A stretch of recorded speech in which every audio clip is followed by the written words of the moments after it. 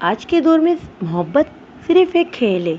جو لوگ شکل سے معصوم اور دل کے پاک ہوتے ہیں وہ اس کھیل کو کبھی سمجھ ہی نہیں پاتے، اور آخر میں ان کے مقدر میں بس رہ جاتا ہے تو صرف خاموشی، جسے دل سے نکلی آپ ہی کہہ سکتے ہیں۔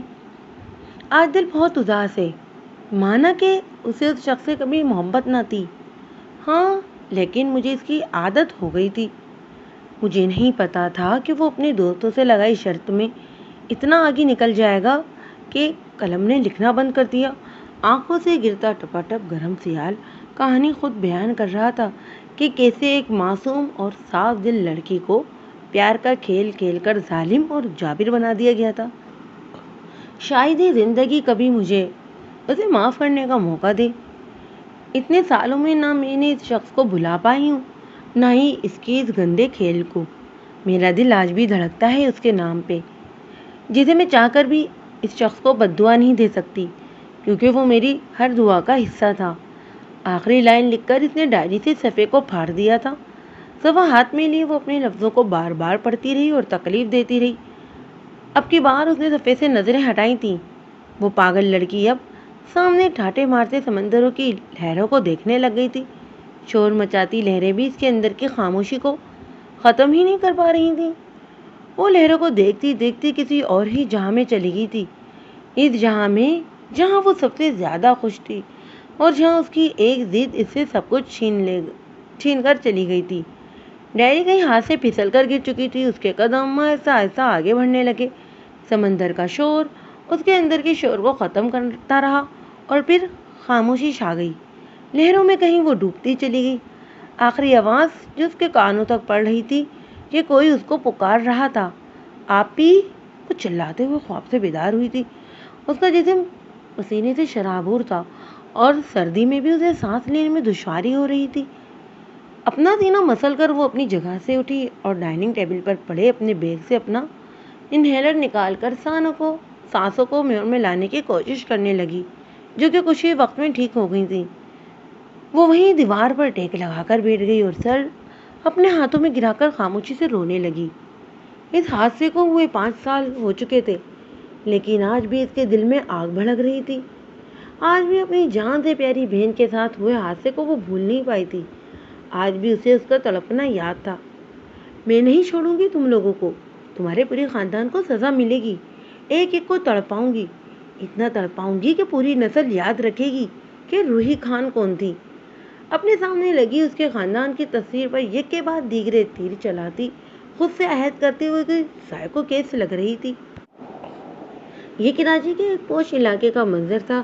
خوبصورت سا سفید گرے اور براؤن رنگوں سے مزین 2 منزلہ خوبصورت جدید طرز کا گھر، جو کہ وہاں پہ بنے باقی بنگلوں سے مختلف اور پرکشش تھا۔ گھر کے آس پاس لگے خوبصورت رنگ برنگے پھول اور بڑے بڑے پیڑ جو کہ مختلف پھلوں کے تھے۔ باہر سے یہ گھر جتنا خوبصورت اور پیارا تھا، اندر سے اسے کہیں زیادہ پرکشش اور منفرد تھا۔ اندر چلتے ہی سب سے پہلے سامنے ایک بڑا سا وال کلاک دکھائی دے گا، جس پہ اس وقت 6 بجنے میں 5 منٹ باقی تھے۔ اب آس پاس دیکھے تو ایک بڑا ہی دل اور مینی ہال تھا، جہاں گھڑی کے بالکل تھوڑا آگے وائٹ کلر کے 3 3 سینٹر صوفے ایک دوسرے کی مخالف سمت رکھے گئے تھے، اور بالکل سامنے ہی کانچ کا ٹیبل رکھا ہوا تھا، جس کے درمیان میں واس رکھا ہوا تھا، جس میں مختلف رنگ کے پھول سجائے گئے تھے۔ اب تھوڑا ہی آگے جانے پر ایک گلاس کی سیڑھی دکھائی دے گی۔ اس کے سائڈ پہ ہی ایک بڑا سا اوپن کچن دکھے گا، جس میں آج کے دور کی ہر قسم کی ضرورت کا سامان بہت ہی خوبصورتی سے سیٹ کیا گیا تھا۔ کچن کے ساتھ ہی ایک خوبصورت سا ڈائننگ روم ہے، جسے اگر کوئی باہر سے دیکھے تو کسی کو کچھ نہیں دکھے گا، لیکن اندر بیٹا شخص موجود سب دیکھ سکتا تھا۔ سیڑھی کے دوسری جانب 3 کمرے، جن کے دروازے ایک ہی جانب کھلتے تھے۔ کمروں کے اندر جائیں تو تینوں کمرے ایک ہی طرز کے تھے، بیڈ سے لے کر فرنیچر سب ڈیزائن ایک ہی کلر کے تھے۔ اوپر کی منزل کی ایک طرف آئیں تو وہاں پہ صرف ایک ہی کمرہ تھا، جو کہ ان 3 کمروں کو ملایا جائے تب بھی وہ سب سے بڑا کمرہ تھا۔ کمرہ 3 پورشن میں ڈیوائڈ تھا: جم، کنگ سائز بیڈ روم اور اسٹڈی روم۔ بیڈ روم پہ اگر کوئی نظر ثانی کرے تو یہ معلوم ہوتا ہے جسے یہاں بسنے والا انسان صفائی پسند اور سادگی پسند ہے۔ کمرے کے بالکل درمیان میں رکھا کنگ سائز سوفٹ بیڈ، جس پہ سفید رنگ کا سادہ اور نفیس سی بیڈ شیٹ اور براؤن کلر کا کمفرٹ رکھا ہوا تھا۔ بیڈ کے دونوں طرف ٹیبل رکھے ہوئے تھے، جن کے اوپر جدید طرز کے نائٹ لیمپس رکھے ہوئے تھے۔ کھڑکیوں پہ ہلکے نیلے رنگ کے پردے جو کہ سائڈ پہ کیے ہوئے تھے۔ واش روم سے گرتے پانی کی آواز کسی کی موجودگی کا احساس دلا رہی تھی۔ اب دوبارہ سے حال میں آئے تو آخری 10 سیکنڈ بچے تھے 6 بجنے میں۔ کچھ ہی لمحوں بعد خاموشی میں خلل ڈالتا گھڑی کا چنگارتا الارم نیچے کے تینوں کمروں میں بجنے لگا، اور تینوں کمروں میں سوئے ہوئے تینوں بچوں کے چلانے کی آوازیں بھی، لیکن گھڑی کی آواز ان کے سامنے کچھ نہیں تھی۔ وہ تینوں منہ بناتے ہوئے اپنے کمفرٹ سے نکل کر باتھ روم میں غائب ہو گئے، اور 2 منٹ بعد ہی جم سوٹ میں ملبس باہر نکلے۔ اب ان کا رخ جم کی طرف تھا، جہاں ان کے مطابق جلاد پہلے سے ہی موجود تھا۔ دو دروازے سے جم میں داخل ہوتے ہی تینوں نے بلند آواز میں کہا، گڈ مارننگ ڈیڈ۔ ان کے داخل ہوتے ہی ٹریٹ ماربل پر دوڑتا کثرتی جسم کا مالک شخص مڑا اور تینوں کو دیکھا۔ Good morning. گھر جتنا پرکشش تھا، اس کی آواز اس سے بھی کہیں زیادہ پرکشش تھی۔ آواز جتنی پرکشش اور روبدار تھی، ویسی ہی اس کی پرسنالٹی بھی پرکشش اور روبدار تھی۔ اگر کہا جائے کہ وہ یونانی دیوتاؤں جیسا حسن رکھتا ہے تو جھوٹ تو بالکل نہیں ہوگا۔ 6 فٹ 1 انچ سے نکل طاقت، گندمی رنگت، اونچی ناک، مونچھوں کے نیچے چھپے نابی لب، نیلی آنکھیں، ماتھے پر بار بار آتے براؤن چاکلیٹ کلر کے بال، اور گالوں پر پڑتے کھڑے جو کہ صرف ان تینوں کوئی ایک جیسے دکھنے والے شیطانوں کو ہی دیکھ کر پڑتے تھے۔ ان کے چہرے پر چھلکتی بیزاری دیکھ کر وہ مسکرایا اور تینوں کو اشارے سے ورک آؤٹ کرنے کا کہتا دوبارہ سے ورک آؤٹ کرنے لگا۔ 15 منٹ بعد وہ چاروں ایک ساتھ جم سے باہر نکلے اور نیچے اتر گئے۔ وہ تینوں اپنے کمرے کی جانب، اور وہ خود روبرو یونانی دیوتاؤں جیسا حسن رکھنے والا شخص کچن میں چلا گیا۔ جلدی ہاتھ چلاتا، بریک فاسٹ تیار کر کے ڈائننگ ہال میں سجاتا، وہ بھی آفس جانے کے لیے تیار ہونے چلا گیا۔ چاروں پورے 7 بجے اس خوبصورت بنگلو سے باہر نکلے تھے۔ یار کیا بندہ ہے یہ، قسم سے اگر میری یہاں جاب لگ گئی نا تو اس کو پٹا کر شادی کر لوں گی۔ پچھلے 1 گھنٹے سے سیٹنگ ایریا میں بیٹھی لڑکیوں کی غسل پسر سن کر وہ تنگ آ گئی تھی۔ ایک تو اسے ویسے ہی جاب ملنے کی امید نہیں تھی، اور صبح سے یہ تعریفیں سن کر اس کا کانفیڈنس تو بالکل ہی زیرو ہونے کو تھا۔ وہاں پہ موجود ہر لڑکی نے جینس ٹی شرٹ پہن رکھی تھی، اور چہرے پر تو میک اپ تھوپا ہوا تھا، اور ایک وہ تھی جس کے پاس قمیض شلوار کے علاوہ کوئی اور ڈریس تھا ہی نہیں۔ میک اپ پہ نام پہ لپ گلوس لگا ہوا تھا۔ کاجل کی تو اسے ویسے ضرورت ہی نہیں تھی، کیونکہ اس کی آنکھوں میں کاجل قدرت کی طرف سے ہی بھرپور تھا۔ بار بار اپنی فائل پر نظر ڈالتی تو کبھی دروازے پہ۔ آخرکار وہ فیصلہ کرتی وہاں سے اٹھ کر باہر نکل گئی۔ پارکنگ ایریا میں آ کر اپنی اسکوٹی کی طرف بڑھی تھی کہ اسے کسی چیز کے گرنے کی آواز آئی۔ وہ اسکوٹی کو سائڈ پہ لگا کر پلر سے ٹیک لگا کر کھڑی ہو گئی۔ 2 لوگوں کے پیروں کی آواز وہاں کی خاموشی میں گونج رہی تھی، ساتھ میں ہی گو کی آواز جیسے کسی کا منہ دبوچا ہو۔ اس نے آہستہ سے پلر کے پیچھے سے سر نکالا تو وہ بھی اسے دیکھ کر ڈر سے کانپ گئی تھی۔ ایک چھوٹے سے بچے کو منہ سے دبوچ کر 2 گنڈے اسی کی طرف ہی آ رہے تھے۔ دونوں کے ہاتھ میں تیز چاقو تھا، جو کسی کا بھی گلا کاٹنے میں کارآمد ثابت ہو سکتا تھا۔ اس نے اپنے ماتھے پر نہ دکھنے والے پسینے کو پوچھا۔ یا اللہ کیا کروں میں؟ اوپر دیکھتی وہ دعا میں محو ہو گئی۔ ہاں میرے پاس کچھ ہے، وہ خوشی سے اچھلی، جلدی سے اپنے بیگ سے کچھ نکالتی ہاتھ میں پکڑ کر کھڑی ہو گئی۔ جیسے ہی قدموں کی آہٹ قریب ہوئی تو وہ پلر کی اور سے باہر نکلی اور ہاتھ میں پکڑا لال مرچ کا پاؤڈر ان دونوں کی آنکھوں میں ڈال دیا۔ وہ دونوں جو اس کے لیے تیار نہیں تھے، بچے کو چھوڑ کر اپنی آنکھیں مسلنے لگے۔ دونوں کے ہاتھوں سے چاقو اٹھا کر وہ بچے کا ہاتھ پکڑ کر پارکنگ لاٹ سے باہر بھاگنے لگی، لیکن وہ وہاں سے انہی کے حلیے میں کچھ لوگوں کو آتے دیکھ کر الٹے پاؤں واپس بھاگی اور جلد ہی کسی گاڑی کے پیچھے چھپ گئی۔ شیش بالکل بھی کچھ مت بولنا، ورنہ وہ برے انکل اسی طرف آ جائیں گے، ٹھیک ہے؟ وہ نیچے والوں سے سمجھاتی گلے لگا کر بیٹھ گئی۔ ڈھونڈو انہیں، یہیں کہیں ہوں گے، سالی ایک بار بس ہاتھ آ جائے۔ اپنی آنکھوں کو مسل کر گالیاں بکتا یہاں وہاں کتوں کی طرح وہ ان دونوں کو ڈھونڈ رہا تھا۔ قدموں کی آہٹ نزدیک محسوس کر کے وہ نامحسوس انداز میں وہاں سے اٹھی اور بچے کو نظروں سے سمجھا کر آہستہ قدم اٹھا کر لیفٹ والی سائڈ کی طرف بڑھنے لگی۔ لیکن ہائے ری قسمت، ایک گنڈے کی نظر اس پر پڑ گئی تھی۔ وہ رہی لڑکی، اور بچہ بھی اس کے ساتھ ہے۔ اس کی آواز سن کر اس کے قدم تیز ہو گئے۔ بچے کو گود میں اٹھا کر وہ لفٹ کی طرف بھاگی، لیکن اس کے پہنچنے سے پہلے ہی وہ اس تک پہنچ چکے تھے۔ اس کو بالوں سے پکڑ کر بچے کو چھیننے کی کوشش کرنے لگی، لیکن وہ اسے خود میں چھپاتی نام میں سر ہلا گئی۔ اس کا نانا کرنا سامنے والے کو ذرا بھی پسند نہیں آیا۔ اس نے چاقو والا ہاتھ اٹھایا۔ اس کو خود پر حملہ کرتے دیکھ کر وہ رخ مڑ گئی تاکہ اسے چوٹ لگے، لیکن بہت بعد جب اسے کچھ نہیں ہوا تب اس نے مڑ کر دیکھا، جہاں ایک خوبصورت سا آدمی اس کا ہاتھ موڑ کے کھڑا تھا اور باقی گنڈے بھی گارڈز نے پکڑ رکھے تھے۔ اس نے سکا سانس لیا۔ بابا! وہ بچہ اس کی گود سے اتر کے اس آدمی کی جانب بھاگا۔ ان سب کو یہاں سے لے جاؤ۔ وہ اپنے گارڈ کو حکم دیتا بچے کو گود میں اٹھاتا اس کی جانب بڑھا۔ وہ تو بس اس کو دیکھتی ہی رہ گئی۔ کیا کوئی شخص اتنا بھی دلکش ہو سکتا ہے؟ اس نے پہنچ کر اس کے سامنے اپنا ہاتھ بڑھایا۔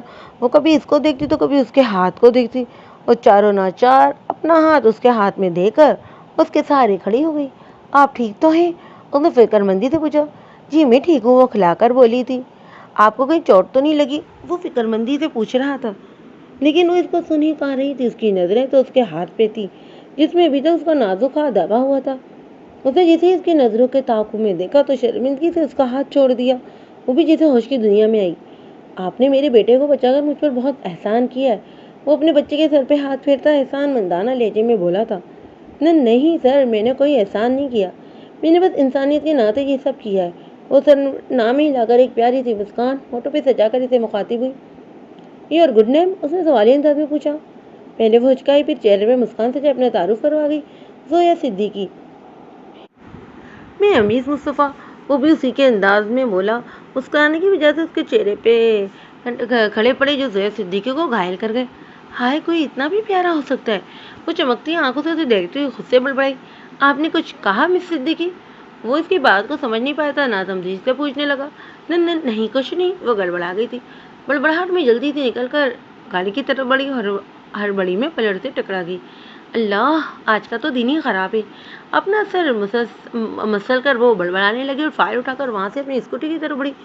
وہ اس کی حرکتوں کو بخوبی ملاحظہ کر رہا تھا اور اس کی حرکتیں دیکھ کر اس کا دل کیا کہ وہ کہکا لگا دے۔ پاگل لڑکی، وہ بڑبڑایا۔ بابا، آنٹی بہت اچھی ہے نا؟ سنان موقع پہ چوکا مارنے کا ارادہ رکھتا تھا۔ امیر مصطفیٰ سے پوچھنے لگا۔ ہاں بہت اچھی ہے، کیوں تمہیں اچھی نہیں لگی؟ اس نے زویا کی جانب دیکھ کر اس کا جواب دیا اور آخری سوال سنان کو دیکھ کر آئیبرو اچکا کر پوچھا تھا۔ بہت اچھی لگی؟ کیا ہم آنٹی کو اپنے گھر پر رکھ لیں؟ اتنی پیاری ہے نا وہ، ہمیں روز اسکول کے لیے تیار کریں گی، ناشتہ بنائیں گی اور میں ان کو لے کر اسکول جاؤں گا تاکہ عاصم جلے۔ وہ موقع کا فائدہ اٹھاتے ہوئے رٹے رٹائے طوطے کی طرح پڑ پڑ بولنے لگا۔ اچھا، لیکن آنٹی ہمارے گھر کیسے آئیں گی؟ وہ اس کی باتوں میں مسکراتا ناسمجھی کا ڈرامہ کرتا ہوا پوچھنے لگا۔ آپ ان سے شادی کر کے انہیں ہماری مما بنا دینا۔ وہ بس بات پر آیا تھا۔ بچوں، یہ باتیں کون سکھا رہا ہے آج کل تمہیں؟ اس کا کان پکڑ کے تفتیشی انداز میں پوچھا تھا۔ وہ لیزے آپی نے کہا تھا۔ وہ بھی اور کچھ کہتا کہ حنان اور منان نے اسے ٹوکا۔ بدھو، یہ نہیں بتانا تھا۔ وہ دونوں ماتھے پہ ہاتھ مار کے اپنے چھوٹے بھائی کی عقل پر ماتم کرنے لگے تھے۔ امیر مصطفیٰ نے تینوں شیطانوں کو دیکھا، پھر نام سر ہلایا۔ ارے وہاں دیکھو، لگتا ہے آنٹی کا اسکوٹر خراب ہو گیا ہے۔ سنان زویا کو اپنی اسکوٹی کی سیٹ کر لے جاتے ہوئے دیکھ کر بولا۔ بابا چلے نا، آنٹی کو گھر ڈراپ کر دیتے ہیں۔ وہ امیر مصطفیٰ کا ہاتھ پکڑ کر اسے زویا صدیقی کی جانب لے گیا۔ ہم آپ کی مدد کر سکتے ہیں کیا پیاری آنٹی؟ وہ تینوں ایک ساتھ اس سے بولے تھے۔ اسے چوک کر ان تینوں کو دیکھا جو ایک دوسرے کی کاربن کاپی تھے۔ مجھے لگتا ہے میں پاگل ہو گئی ہوں۔ اپنے سر پر ہاتھ مار کر وہ دوبارہ انہیں دیکھنے لگی، لیکن وہ تینوں ویسے کے ویسے ہی کھڑے تھے۔ مس صدیقی، وہ پہلے سے ہی ڈری ہوئی تھی، اپنے پیچھے کسی کی آواز سن کر ڈر کر پلٹی اور ہاتھ سے اسکوٹی اور فائل نکل کر زمین بوس ہو گئے، اور وہ بھی زمین بوس ہو جاتی اگر وہ وقتوں سے نہ تھام لیتا۔ خود کو اس کے اتنا قریب دیکھ کر اس کا دماغ تو بھگ سے ہی اڑ گیا۔ اوپر سے اس کے کپڑوں سے آتی مردانہ پرفیوم کی خوشبو سے بالکل ہی پاگل کر گئی۔ اس کی اتنی قربت اور ڈر خوف سے وہ ہوش و خروش سے بیگانہ ہو گئی تھی۔ ارے پیاری آنٹی تو بے ہوش ہو گئی، وہ تینوں یک زبان ہو کر بولے۔ امیر مصطفیٰ نے پہلے ان تینوں شیطانوں کی اماں ابا کو دیکھا، پھر اپنے بازو میں اس بے ہوش لڑکی کو دیکھا اور پھر آسمان کی طرف دیکھ کر مظلوم سا چہرہ بنا لیا۔ اس کی فائل اسے اٹھا کے دی اور وہ گاڑی کی طرف بڑھا۔ اسے گاڑی میں فرنٹ سیٹ پہ بٹھا کے پیچھے ان تینوں کو بٹھا کر اس کی اسکوٹی کو سائڈ پہ پارک پہ کھڑا کر کے اپنے اٹ کو کچھ کہتا گاڑی میں آ کر بیٹھ گیا۔ بابا، گاڑی کے چلتے ہی سنان کی پٹر پٹر چلتی زبان بھی چلنے لگی تھی۔ ہاں بابا کے جگرے، بابا وہ پیاری آنٹی کو ہم اپنے گھر لے کر جا رہے ہیں نا؟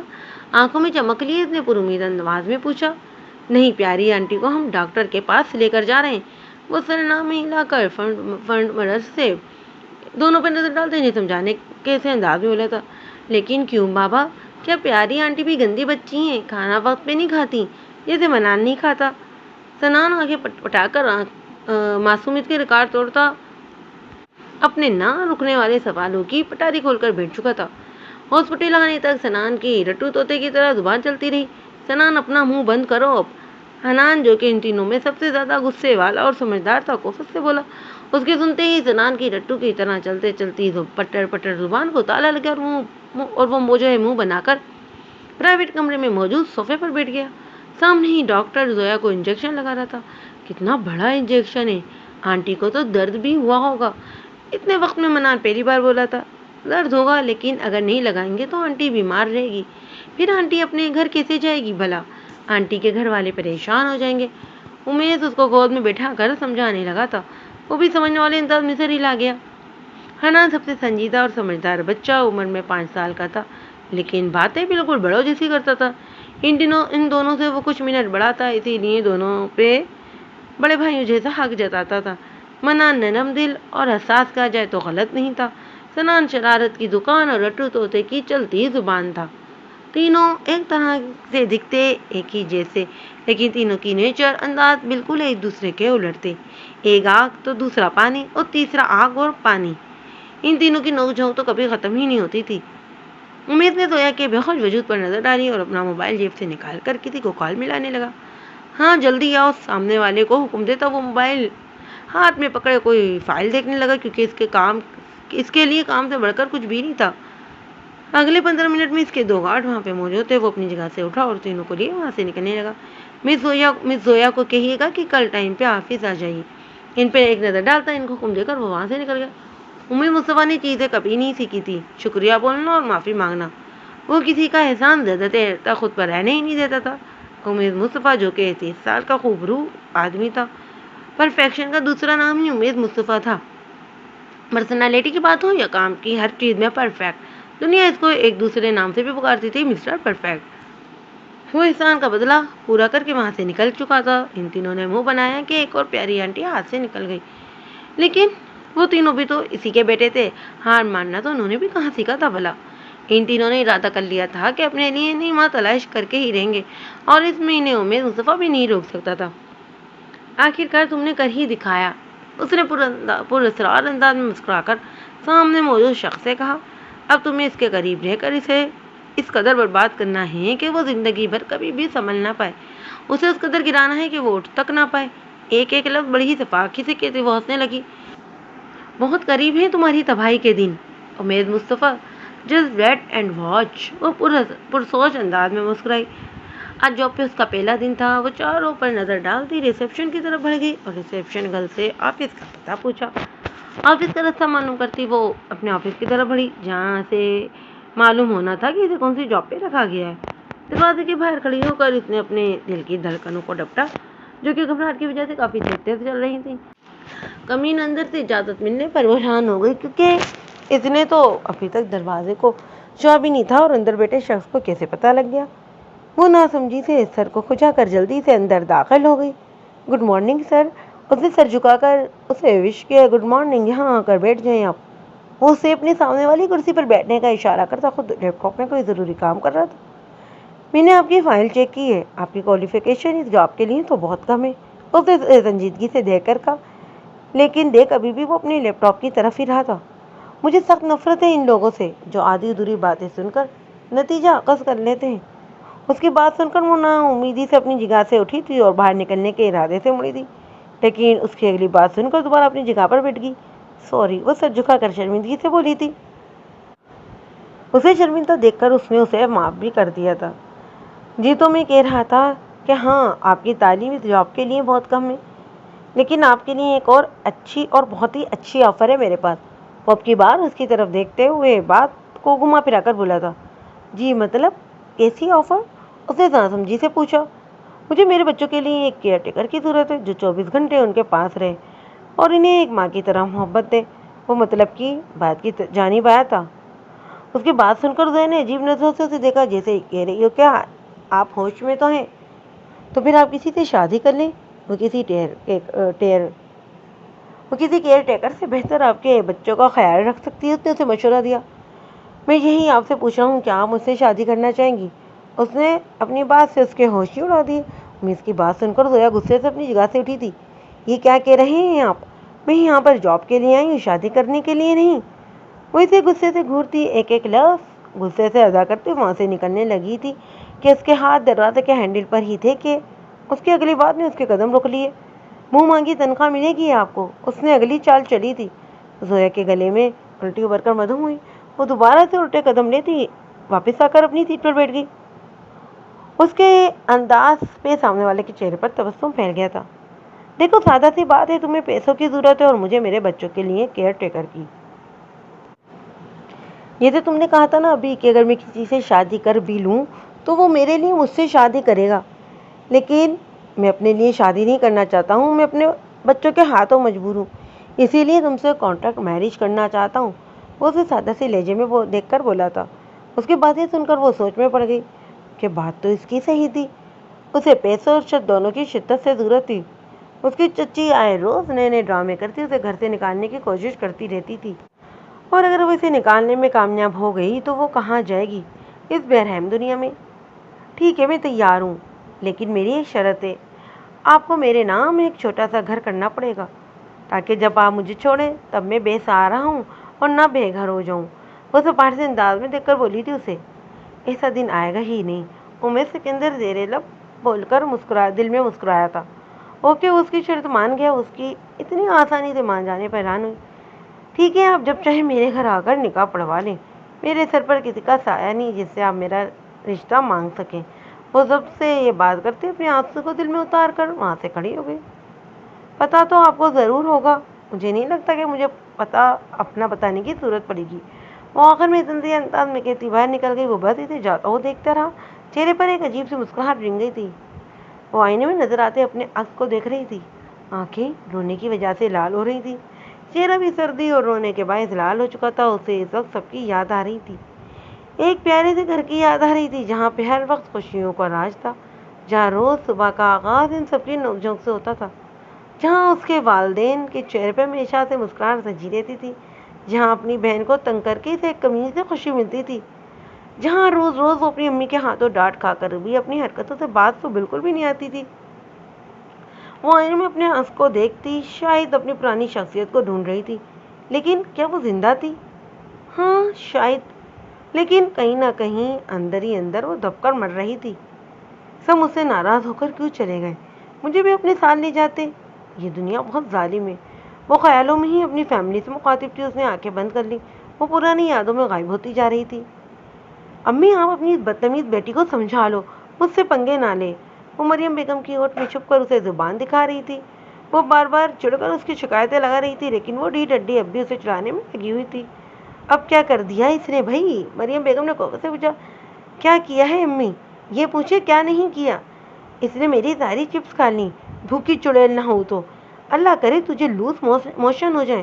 فاریہ کہنے کو تو اس کی بڑی بہن تھی، لیکن دیکھنے میں اسے چھوٹی تھی اور دماغ سے بھی۔ امی کہتی ہے جو بد دعا دیتا ہے اسی کو لگتی ہے۔ دیکھنا رات کو واش روم میں لاک لگا کر سوں گی، پھر تم ہاتھ میں لوٹا پکڑ کر کسی پہاڑ کی تلاش میں نکل جانا۔ وہ اسے چڑھتا دیکھ کر بس دار لگانے کے لیے بولی اور اسے آگ لگ بھی گئی تھی۔ اس کے پیچھے لب کی، اس کو اپنے پیچھے بھاگتا دیکھ کر وہ باہر کی طرف دوڑ لگا دی اور رخ اب کی بار پڑوس والی آنٹی کا گھر تھا۔ مجھے پتا تھا وہ نہیں آئے گی کیونکہ پڑوس والی آنٹی اتنا بولتی تھی کہ سامنے والا اپنے کان پکڑ لے، لیکن اس کی پاگل بہن اس سے بھی مزے سے بیٹھ کر گپے لگاتی تھی۔ کچھ جھوٹ وہ بولتی، کچھ یہ، دونوں جھوٹ بول کر جھوٹ کا پہاڑ کھڑا کر دیتی تھی۔ بیچارہ فرشتہ بھی لکھتے لکھتے تھک جاتا ہوگا۔ خبردار زویا، جو تم وہاں گئی، تمہارے بال کھینچ کر تمہیں گنجا کر دوں گی میں۔ وہ اس کے پیچھے بھاگتی دھمکی دینے لگی، لیکن وہ زویا کیا جو اس کی بات مان لیتی۔ اس کے کانوں میں جوں تک نہیں رینگی۔ وہ زبان دکھاتی ان کے گھر کا دروازہ کھول کر گھر میں داخل ہو گئی اور وہ پیر پٹک کر اپنے گھر میں واپس آ گئی تھی۔ کیا حال ہے پارٹنر؟ ان کے گھر میں داخل ہوتے بانلان میں بیٹی فاریہ کے مطابق دماغ سے کھسکی ہوئی پاگل عورت کو دیکھ کر ان کو سلام کرتی سیدھا جا کر ان کے سامنے والی چیئر پر بیٹھ گئی تھی۔ ہاں تو بالکل دھماکہ خیز ہے، وہ سیدھا اپنے جرم میں لوٹتی ہوئی اسے بتانے لگی۔ ہاں، کہاں پہ دھماکہ ہونے والا ہے؟ پاس والے فاروق کے گھر؟ کیا مجھے تو پہلے سے ہی پتا تھا۔ پٹے گا بیچارہ کسی دن اپنی بیوی کے ہاتھوں۔ وہ مصنوعی افسوس کا اظہار کرتی سرنامے لانے لگی، جسے اسے سچ میں اس بات کا افسوس ہوا نہیں پارٹنر، اس سے بھی بڑا دھماکہ ہونے والا ہے۔ آنٹی جاسوسی فلموں کی طرح سسپینس کریٹ کرتے آئے بروچ کھا کر اسے دیکھنے لگی۔ ابھی کہیں چندو بھلکڑ پیپر میں پاس تو نہیں ہو گیا؟ وہ ویسے انداز میں بولی جیسے کوئی ناممکن سی بات ہو اس کا پاس ہو جانا۔ نہیں پارٹنر، جنات والی حویلی میں کچھ لوگ آئے۔ وہ بات ادھوری چھوڑ کر مسکرا کر اسے دیکھنے لگی۔ وہ اس کی مسکراہٹ کا مطلب سمجھ کر اس کے ہاتھ پر ہاتھ مارتی خوشی سے چلائی، آئے ایک اور شکار، چلو رات ان کو بھی ڈرا کر بھگانے کا انتظام کریں گے۔ وہ شرارتی انداز میں کہتی دوبارہ سے بات کرنے لگی۔ سوری، بلکہ علاقے کی خبریں ایک دوسرے کو دینے لگی۔ بلا شبہ وہ دونوں کسی اخبار یا نیوز چینل کی ان کو صورت نہیں تھی۔ رات کے 9 بجے تھے، دونوں چلتے پھرتے نیوز پیپر ہاتھ میں اخبار کچھ چیزیں تامے حویلی کی بیک سائڈ سے حویلی میں داخل ہوئے۔ 16 سالہ چنگل لڑکی اور 40 سالہ دل سے جوان عورت اپنے مشن ڈرا کے بھگاؤ مشن پر نکلے ہوئے تھے۔ آنٹی سبرینا بجلی کے فیوز کی طرف بڑھی اور اس کا رخ ہال کی طرف تھا جہاں پر اس وقت شور گپا تھا۔ اسے دیکھا سارے فیملی والے وہاں بیٹھے مزے سے گپے لگا رہے تھے۔ اسے فون پہ ڈنو کا میسج کیا۔ میسج ریسیو ہوتے ہی حویلی کی بجلی ایک جھٹکے سے غائب ہو گئی۔ وہاں پہ بیٹھے سب لوگ افسوس سے ہائے کرنے لگے۔ وہ سفید بیڈ شیٹ خود پہ اوڑھ کر ہلکی سی ہاتھ میں پکڑ کر اسے اپنے چہرے کی جانب کر کے ایک صوفے کے پیچھے سے تیزی سے گزری۔ وہاں پہ کچھ تھا، کوئی نسوانی آواز گونجی۔ وہ خود کو شاباشی دیتی تھوڑے صوفے دور فاصلے پر صوفے پہ چلی گئی اور سیڑھیوں کے اوپر ہیروئنوں کی طرح ایسا ایسا بھاگ کر ان کو ڈرانے کی کوشش کرنے لگی۔ لڑکیاں تو باقاعدہ ڈر کر کانپنے لگی تھی، لیکن لڑکے جو ہے سمجھ گئے یہ کسی کی کارستانی، کیونکہ حویلی کے پہلے کے کیسز کے بارے میں ان کو پتا تھا۔ امیش اپنی جگہ سے اٹھا اور سیڑھیوں کی طرف بڑھا۔ وہ دیر کی وجہ سے دیکھ نہیں پائی کہ اس کی جانب کوئی آ رہا ہے۔ اس نے لائٹ بند کر دی تاکہ سب کو لگے کہ وہ غائب ہو گئی اور جلدی سے غائب ہونا چاہ، لیکن خود کو کسی کی گرفت میں محسوس کر کے اس نے چلانا چاہ، لیکن کسی نے منہ پر ہاتھ رکھ لیا۔ وہ اسے اپنے سامنے نیچے اتارنے لگا۔ جیسے ہی ہال میں پہنچے حویلی کی لائٹس بھی جل گئی۔ سب اس 4 فٹ کے جن کو دیکھ کر حیران ہوئے اور اپنے ڈرائے جانے پر ہنسی سے لوٹ پوٹ ہونے لگے۔ تو یہ ہے وہ جن جو لوگوں کو حویلی میں رہنے نہیں دیتی۔ وہاں پہ موجود سب بڑی عمر کی عورت بولی۔ وہ بلا شبہ سب کی ماں لگ رہی تھی۔ وہ پکڑے جانے پر اپنا شیطانی دماغ دوڑانے لگی اور اچانک آئیڈیا آنے پر اس نے اپنے ہاتھ کی کوہنی سے اس کے پیٹ پر وار کیا اور اس کے ڈھیلا پڑتی خود کو چھڑا کر بھاگی۔ اس کو بھاگتا دیکھ کر اس نے اسے پکڑنا چاہا، لیکن اس کے ہاتھ میں صرف بیڈ شیٹ ہی آ پئی۔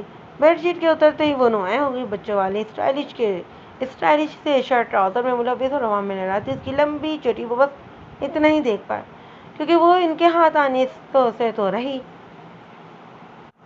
وہ ایک ہی منٹ میں حویلی سے ایسے غائب ہو گئی تھی جیسے گدھے کے سر سے سینگ گئی۔ حویلی کے کچھ فاصلے پر پہنچ کر اس نے سبرینا آنٹی کو دیکھا جو اسی پر ہنس رہی تھی۔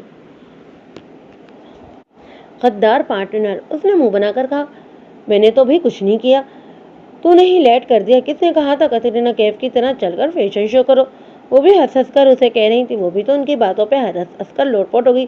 وہ دونوں وہیں زمین پر بیٹھ کے لوٹ پوٹ ہو گئی تھی۔ پیچھے وہ جو ان کا پیچھا کرتے ہوئے آیا تھا، دونوں بچوں کو دیکھ کر انہیں بچہ سمجھ کے وہاں سے واپس چلا گیا۔ وہ صحیح تو سمجھا تھا، جو دماغ سے تو بچے ہی تھے۔ وہ ابھی بھی اپنے خوبصورت ماضی میں گم تھی کہ اس کی چچی کی چنگاڑتی آواز اس کے کانوں میں پڑی۔ مر گئی ہو کیا؟ ہمیں بھوکا مارنا ہے کیا تم نے؟ مر جاؤ بھوکے، میری بلا سے بھاڑ میں جاؤ چاچا کے ساتھ۔ اس میں پتہ نہیں کہاں سے آج اتنی ہمت آ گئی تھی کہ اس نے منہ توڑ جواب دے دیا، ہم سے زبان لڑاتی ہو؟ ایک تو تیری ماں کے مرنے کے بعد ہم نے تجھے اپنے گھر میں جگہ دی ہے، اوپر سے تو ہمیں ہی اپنے سو کالڈ ایٹیٹیوڈ دکھا رہی ہے۔ چاچی اس کی زبان کے شور دیکھ کر سے اپنے احسانات گنوانے لگی۔ ہاں اچھے سے پتہ ہے کیوں جگہ دی، میری پراپرٹی ہڑپ کر کے مجھے ایک قبر جیسا روم دے کر مجھ پہ احسان نہیں کیا آپ نے، سمجھی؟ وہ بھی آج دو بدود بول رہی تھی۔ شاید یہ سب امیش کے دیے ہوئے کانٹریکٹ کی بدولت تھا۔ وہ پہلے بے گھر ہو جانے سے ڈرتی تھی، لیکن آج اسے وہ ڈر نہیں تھا۔ کون سی پراپرٹی؟ اور جو تو 5 سالوں سے مفت کی روٹیاں توڑ رہی ہے، اس کا حساب کون دے گا؟ تیرا باپ یا تیری ماں؟ وہ دونوں خود تو چلے گئے، لیکن تجھ جیسی بزبان لڑکی کو چھوڑ گئے۔ تجھے بھی لے جاتے تو بہتر تھا۔ چاچی کی گھور افشانیاں اس وقت عروج پہ تھیں۔ اب تو اس کے مرے ہوئے ماں باپ کو بھی گھسیٹ کر لے آتی تھی وہ۔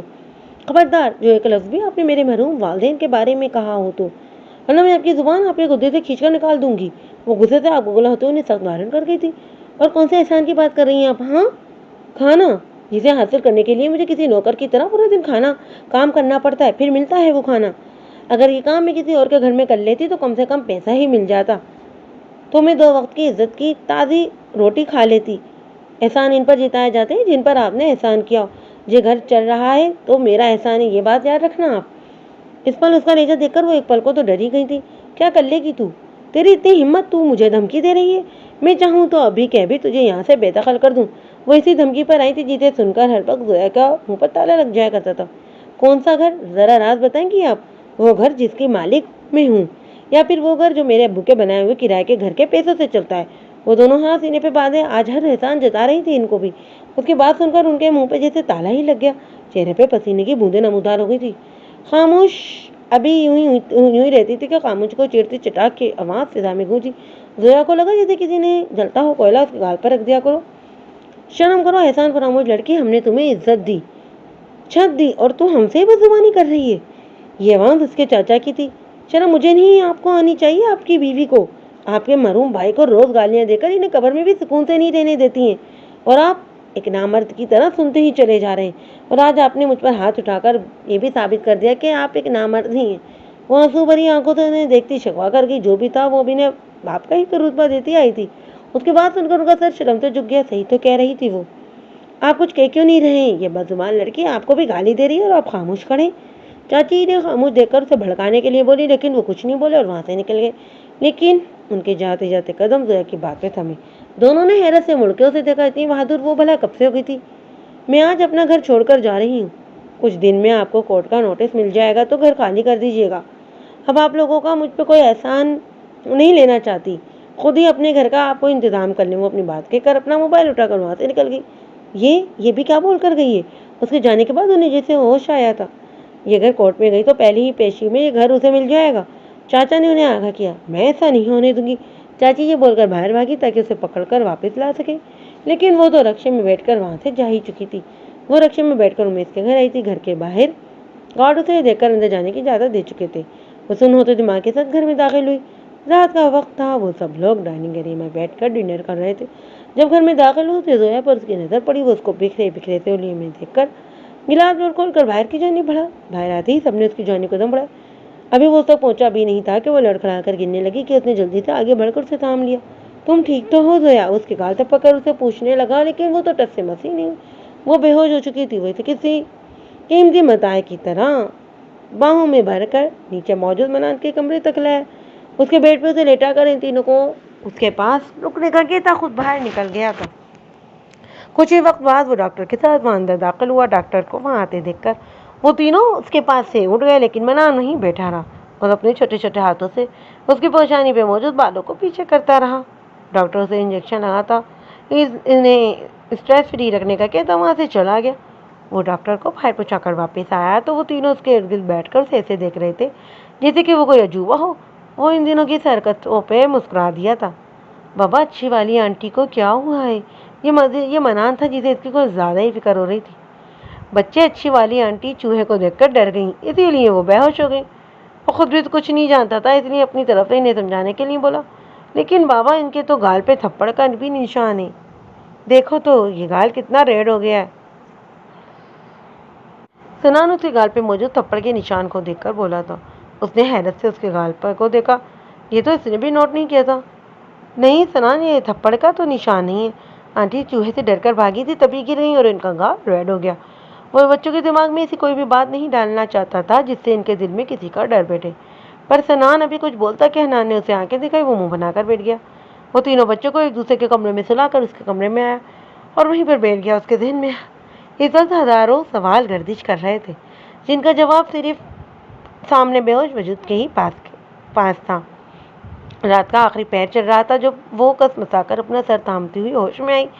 اجنبی نظروں سے چاروں جانب نظر دوڑا کر دماغ کے گھوڑے دوڑانے لگی، لیکن کوئی سراغ ہاتھ ہی نہیں آیا۔ دماغ کے دوڑانے سے کوئی فائدہ حاصل نہیں ہوگا، تم اس وقت ایک انجان شخص کے گھر میں موجود ہو۔ وہ اسے یوں خیالوں میں گم دیکھ کر میٹھا سا طنز کر گیا جو کہ اس کی شخصیت کا حصہ تھا۔ وہ انجان شخص میرا ہونے والا شوہر ہے، وہ بدور بولی۔ کانٹریکٹ شوہر؟ اسے تصحیح کی، جو بھی ہے نکاح تو نکاح ہوتا ہے، چاہے کانٹریکٹ ہی کیوں نہ ہو۔ اس نے بھی اپنا نظریہ پیش کیا جو کہ بالکل صحیح تھا۔ کیا ہوا تھا تمہارے ساتھ؟ وہ سیدھا مقصد کی بات پہ آیا۔ زویا نے زخمی نظروں سے شخص کو دیکھا جسے اس کے در سے فرق بھی نہیں پڑ رہا تھا۔ اس کا سپاٹ انداز، کچھ نہیں۔ اس نے باہر بہنے کو تیار آنسوؤں کو دوبارہ پیچھے دھکیلنے کی کوشش کی۔ زویا اس کو انداز جتانے والا تھا. اس کے چہرے پہ سخت تاثرات دیکھ کر وہ اسے سب کچھ بتاتی چلے گی. اپنے حق کے لیے آواز اٹھانا غلط تو نہیں ہے، لیکن وہ ذرا سا ٹھہرا. زویا نے اسے سوالیہ نظروں سے دیکھا، جس سے ہمدردی کی امید لگائے بیٹھی تھی، لیکن اس کا انداز دیکھ کر دل محسوس کر ہی لیکن اپنے فیصلے پر سخت پچھتاوا ہوا. تم ایک لڑکی ذات ہو، تم نے سوچا ہے اگر تمہیں اس حالت میں کوئی اٹھا کر لے جاتا تو تم کیا کرتی؟ اگر وہ ٹیکسی والا تمہیں یہاں لانے کی بجائے کہیں اور لے جاتا تو تم کہاں پر ہوتی؟ جذبات میں بہہ کر انسان ہمیشہ غلط فیصلے کرتا ہے. وہ اسے تمیا کر رہا تھا. کچھ ہوا تو نہیں نا؟ وہ اپنی بات کہہ کر خود پر سے کمفرٹ ہٹا کر اپنی جگہ سے باہر جانے لگی. اب کہاں جا رہی ہو؟ وہ وہیں صوفے پہ بیٹھے بیٹھے ہی پوچھنے لگا. میں غلطی سے غلط جگہ آ گئی تھی. انجان لوگوں کے گھر رہنا اچھی بات نہیں. وہ اپنی بات کہہ کر اسے دیکھے بنا ہی باہر نکل گئی. اپنے سامنے پڑے ٹیبل کو لات مار کر گرا کر وہ اپنا غصہ دباتا اس کے پیچھے ہی باہر نکلا تھا. وہ اتنا تیز نکلی تھی کہ گھر میں بھی کہیں موجود نہیں تھی. وہ باہر آیا تو دیکھا وہ گارڈ سے لڑنے میں لگی ہوئی تھی. دروازہ کھولے، مجھے باہر جانا ہے. وہ غصے سے گھبرائی تھی. تم کہیں جا رہی ہو؟ آواز نیچی کر کے اندر آ جاؤ اچھے بچوں کی طرح.